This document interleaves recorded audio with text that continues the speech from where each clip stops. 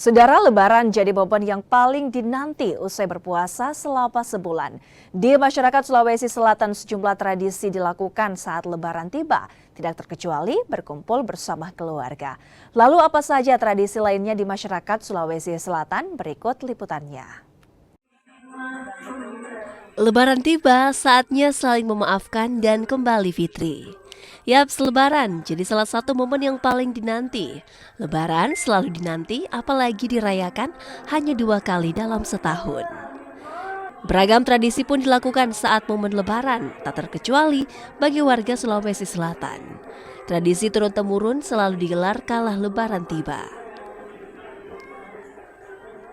Yang pertama ada tradisi Burasa, yang berarti membuat buras. Burasa makanan tradisional khas Sulawesi Selatan yang terbuat dari beras ketan, bercampur santan dan garam. Makanan ini kemudian dibungkus memakai daun pisang dan diikat menggunakan teknik khusus. Umumnya warga membuat burasa pada hari terakhir puasa atau malam Lebaran. Burasa sendiri menjadi salah satu menu wajib pada hari raya sebab tersaji bersama opor ayam, coto, nasuliku hingga palu basah. Yang kedua ada tradisi malepe yang berarti melepas. Malepe bisa dimaknai sebagai prosesi saling memaafkan setelah salat Id.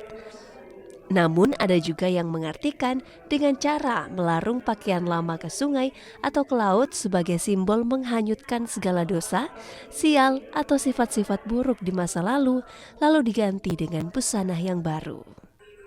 Lalu yang ketiga ada tradisi Masyarah. Tradisi ini berkunjung ke rumah keluarga dan handai tolan pada hari Lebaran. Masyarah juga bermakna upaya untuk mempererat hubungan antara keluarga serta tetangga yang pada hari-hari biasa jarang bertegur sapa lantaran kesibukan sehari-hari. Dan yang terakhir ada tradisi membaca Tomageng Riolo. Tradisi ini untuk mengirim doa kepada sanak keluarga yang telah meninggal dunia. Biasanya membaca Tomageng Riolo sehari sebelum sholat Id atau bahkan setelah sholat Idul Fitri. Selain itu, tradisi turun-temurun ini juga sebagai bentuk rasa syukur atas umur yang bisa merasakan Ramadan dan Lebaran.